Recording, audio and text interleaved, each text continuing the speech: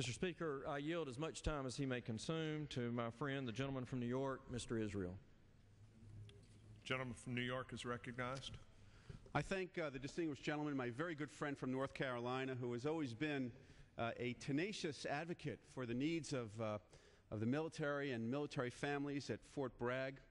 I don't reside in North Carolina, but I do know from our friendship and our many conversations that no one fights harder or more effectively to represent the interests of those who are at Fort Bragg, including many of my constituents who are there now waiting to deploy to Afghanistan. I am very proud to stand here, Mr. Speaker, as a sponsor of this bill to honor New York's 69th Infantry Regiment, known as the Fighting 69th, once fought as part of the Irish Brigade. I also want to acknowledge, Mr. Speaker, my co-sponsor, Congressman Peter King, gentleman from New York, one of the earliest Republican sponsors of this measure, which I have drafted. Mr. Speaker, soon we'll celebrate St. Patrick's Day. That is a day when we will commemorate the enduring contributions of Irish Americans to the founding and the development of this nation. In fact, if you read a book by Tom Cahill called How the Irish Saved Civilization, you would know that not only have the Irish made an enduring contribution to the founding and development of our country, but that their contribution transcends our country. When the world was a dark place, when the Roman Empire fell, when barbarians ruled, they tore down libraries, they destroyed all literature.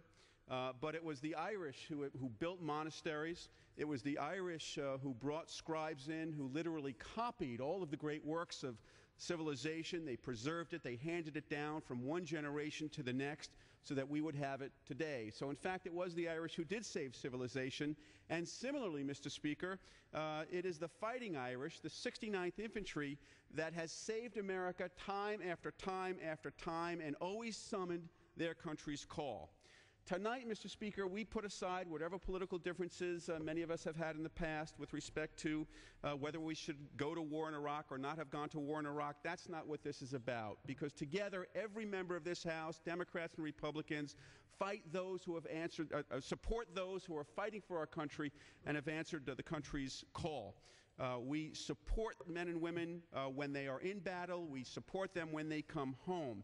And I've always said, Mr. Speaker, thank God we live in a country that gives us the right to agree with the decision to go to war, the right to disagree with that decision, the right to remain silent. But no one has any right at all to forget the contributions that service members make when they're called into duty. And that is what this resolution is about. Tonight, there are a group of men who are in my friend from North Carolina's district, who are at Fort Bragg. They are waiting to deploy to Afghanistan with the Fighting 69th.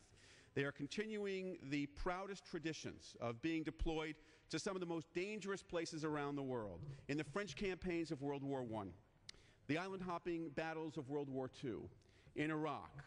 That has been the history of the Fighting 69th ever since 1851.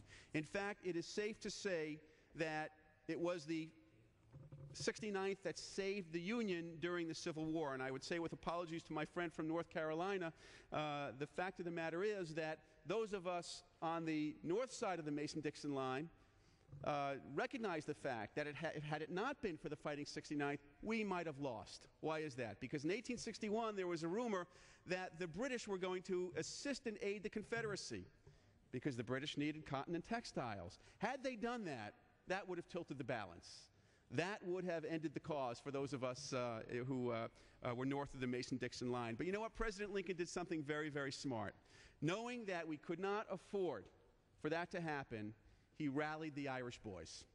He went into New York City, and he mobilized many brand new Irish-American citizens in New York City and asked them to fight for freedom and to fight for the Union. And they fought. They fought at Malvern Hill in Virginia, not very far away from here. They fought against the dreaded and omnipotent Louisiana Tigers. And they won that battle. It was one of the first battles that the Union won. We were getting beaten in many of the early battles. And when Robert E. Lee asked his staff, who beat us? Who did we just fight? Who beat us? His staff said, General, it was the 69th New York. To which Robert E. Lee said, the Fighting 69th.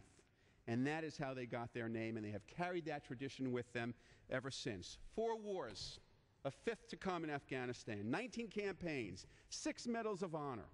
On 9/11, many of them went to the Lexington Avenue Armory. I was there just a few weeks ago. And then they went to Ground Zero. One lost his life, firefighter Gerard Baptiste, a first lieutenant in the 69th. And then they went to Iraq. Men like Chris Daniels from Centerport, and Lou Delapizzi from Bayshore, and Colonel Charles T. Crosby, the commander of the 69th in New York City. Mr. Speaker, I want to wrap up by telling my colleagues that a few weeks ago I visited with men of the Fighting 69th at the Bayshore Armory on Long Island, and we had some good old New York pizza together. And I plan to visit with them in Afghanistan this July. Many of us marched in St. Patrick's Day parades last weekend. Many of us will march again in St. Patrick's Day parades this weekend. And as we do, I hope we will remember the marches of the Fighting 69th on Malvern Hill, in France, on Okinawa, where Private Ruiz won a Congressional Medal of Honor for single-handedly destroying a Japanese pillbox. Private Ruiz, not exactly an Irish name, but the courage was Irish. On Route Irish in Baghdad, in Kabul, and Jalalabad within weeks. That is where they marched and will continue to march. When they visit Afghanistan, they will be on some high mountains and in some very rainy and windy places. And I know that we will think of them and apply to them this Irish blessing. May you always have walls for the wind, a roof for the rain, tea beside the fire, laughter to cheer you on, those you love near you, and all your heart may desire. And Mr. Speaker, may they come home soon to a country safer and sounder because of their courage. I want to again thank the gentleman from North Carolina for his leadership. I also want to thank Major John Mark Pierre, who was an Army fellow assigned to my office. He understood how important this bill was to me, and his assistance was invaluable. I want to thank Chairman Skelton and Ranking Member Hunter for allowing this resolution to come to this floor. And with that, I yield back the balance of my time. The chair would recognize the gentleman from Michigan.